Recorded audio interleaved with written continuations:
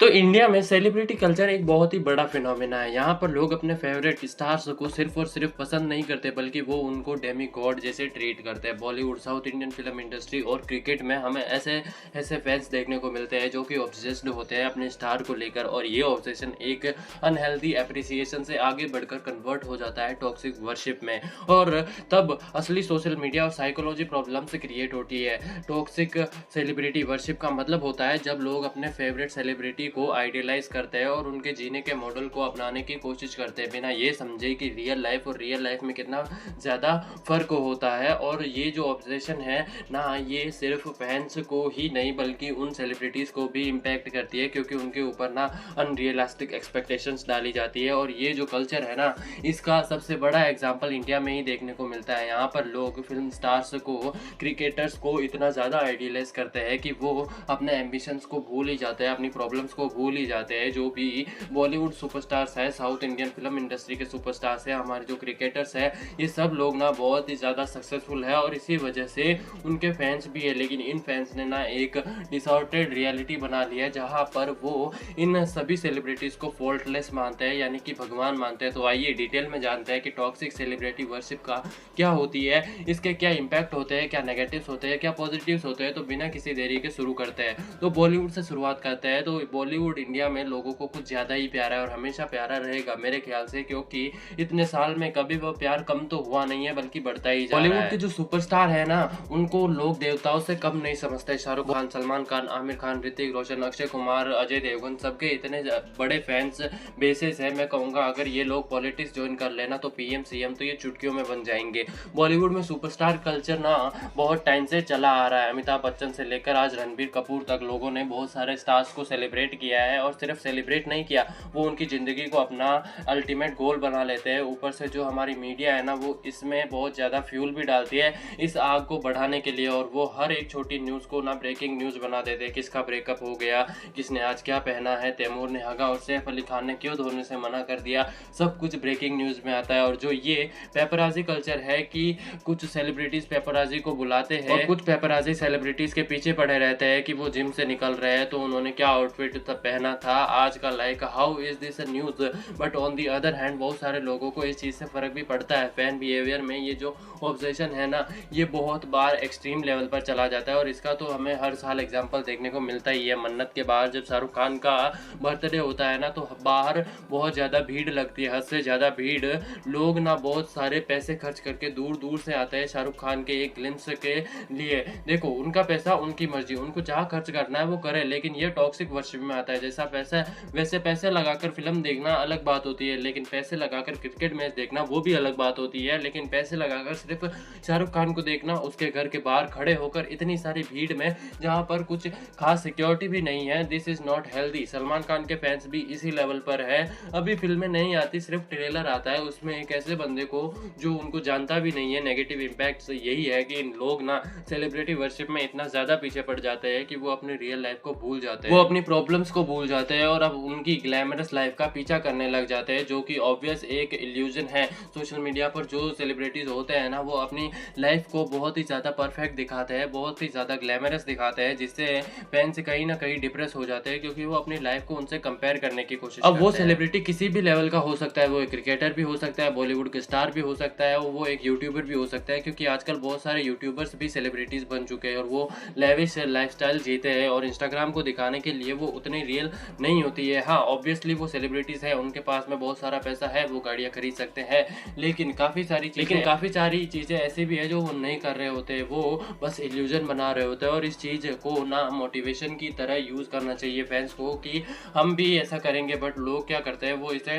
Dominance लगता है कि उनकी लाइफ कितनी सड़ी हुई है और इन सेलिब्रिटीज़ की लाइफ कितनी अच्छी है। देखो, लाइफ में सबके अपने अपने ड्रीम्स होते हैं, अपने अपने ड्रीम्स होने भी चाहिए जिन्हें अचीव करना मुश्किल हो, लेकिन जो बॉलीवुड स्टार्स की जो लेविश लाइफस्टाइल दिखती है ना हमें सोशल मीडिया पे, इसका बहुत बुरा इंपैक्ट भी होता है। लोगों को लगता है कि अगर वो वेकेशन पर फॉरेन नहीं गए, किसी अच्छे बीच वाले आइलैंड पर नहीं गए, या उनके पास में डिज़ाइनर कपड़े नहीं हुए, तो ये ब्रांड नहीं हुई, वो नहीं हुई, तो उनकी लाइफ अधूरी है, which is not true.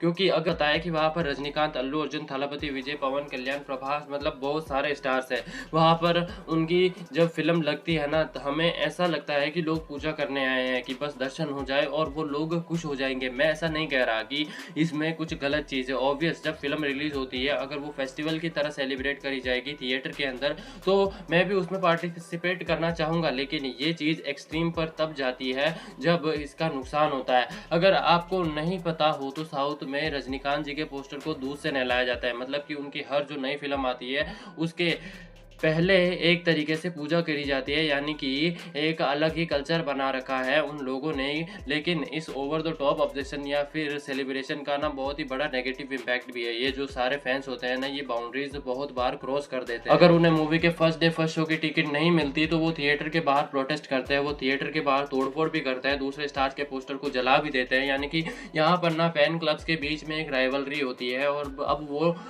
Online होना तब तक ठीक है, मतलब वो भी ठीक है, नहीं भी, लेकिन वो टॉक्सिक है। लेकिन वो ऑनलाइन ही सीमित रहे तो ठीक है। लेकिन यहाँ पर ना फैंस रियल लाइफ में लड़ते हैं। विजय और अजीत के फैन जो क्लब्स हैं ना इनके बीच में बहुत पुरानी राइवलरी है और बहुत बार ये लोग मारपीट कर चुके हैं। अब देखो ये जो फैन क्लब्स है ना ये गंदे काम करते हैं तो अच्छे काम भी करते हैं।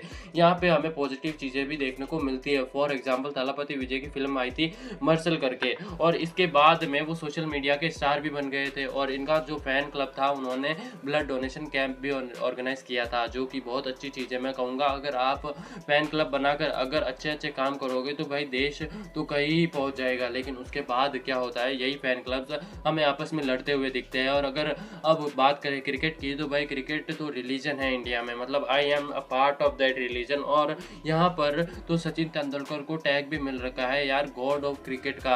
अब देखो आजकल जिन्होंने क्रिकेट देखना शुरू किया होगा उनको नहीं पता होगा, लेकिन सचिन को सच में गॉड की तरह ट्रीट करा जाता है। उनका वो टैलेंट, उनकी वो जो सक्सेस थी उसके बाद में उनको टाइटल मिला था और वो डिवोशन था ना, वो अनरियलिस्टिक है।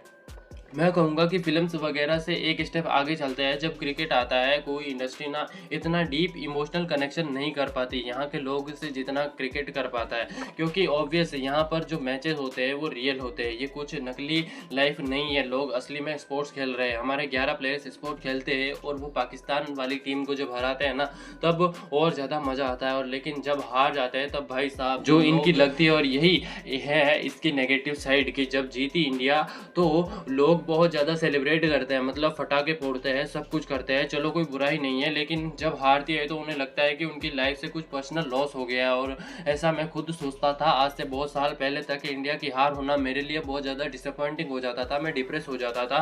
पर अब मैं ऐसा नहीं सोचता हूँ। लेकिन फैंस का डिप्रेस होना पहला स्टेप था टॉक्सिक वर्शिप का। इसके बाद में एक एक्सट्रीम स्टेप आता है जहाँ पर लोग क्या करते हैं कि जब इंडियन टीम हार जाती है तो जिन प्लेयर्स की वजह से हारी, ऐसा तो होता नहीं है कि किसी एक की वजह से हारी, ऑब्वियसली वो टीम गेम है, पूरी टीम की वजह से हारते हैं। उस दिन परफॉर्मेंस अच्छी नहीं रहती है तो उनके पुतले जला देते हैं किसी एक पर्टिकुलर बंदे के या 2-3 लोगों के। और इससे भी एक्सट्रीम एक और लेवल आता है जहां पर वो उनके घर पर जाकर पत्थरबाजी करते हैं। मेरे ख्याल से आपको सच में मेंटल प्रॉब्लम है, मेंटल इश्यूज है।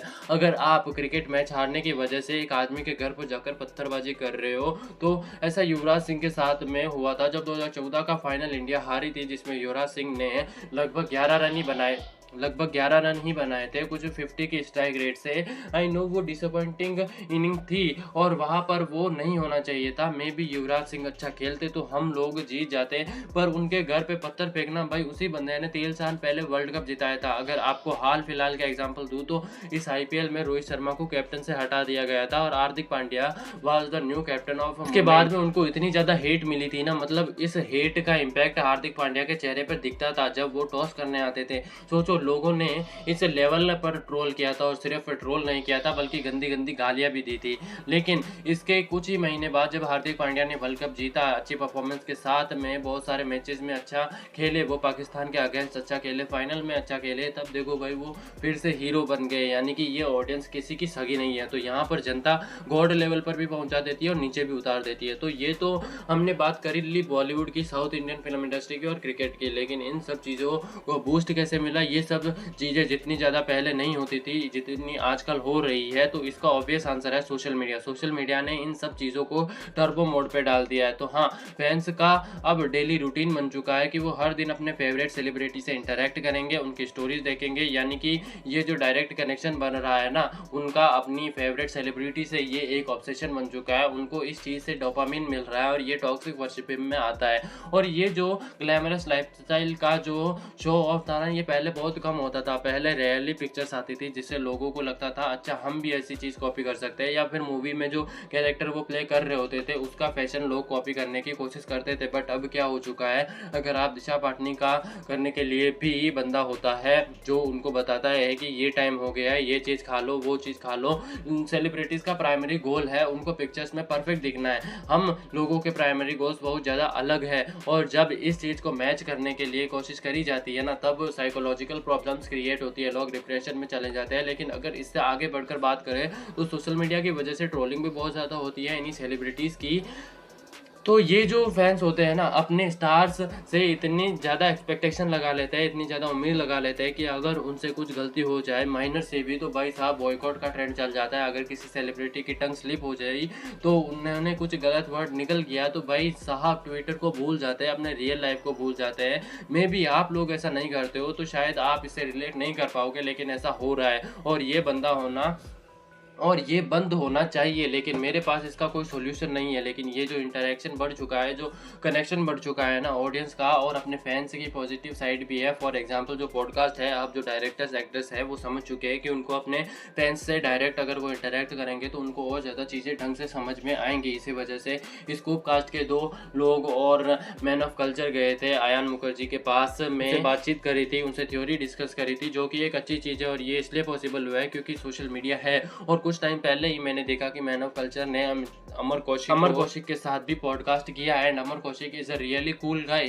तो ये जो चीज़ है ना, ये पहले पॉसिबल नहीं हो सकती थी जब सिर्फ टीवी और न्यूज़पेपर एग्जिस्ट किया करता था। पर अब सोशल मीडिया की वजह से लोगों को पता चला है कि एक्चुअली में उन्होंने किससे इंटरेक्ट करना चाहिए। तो यार कमेंट में आप लोग बताना कि आपको कौन सा सेलिब्रिटी के सबसे बड़े फैन हैं, किसकी वर्शिपिंग आप लोग करते हो, और क्या जो आज मैंने प्रॉब्लम्स बताई क्या आप उनमें से कोई फेस कर रहे हो जो आपको भी नहीं पता थी लेकिन अब पता चल चुका है। तो कमेंट में बता देना। बाकी वीडियो कैसी लगी कमेंट में बताना। मैं मिलूंगा किसी और वीडियो में। जय श्री राम।